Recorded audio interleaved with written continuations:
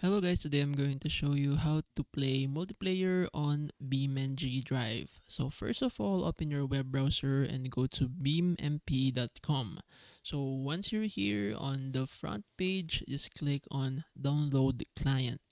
Click on it, it will download. It's just a small file, and then open the zip file and then run this exe file. Now select a language. In this case, let's choose English, and then click on I accept the agreement. Then click next. Create a desktop shortcut for easier access, and then hit next again and hit install. And then make sure to check launch BMP launcher for updates. Click on finish. A CMD window will appear. Don't panic. This is completely normal.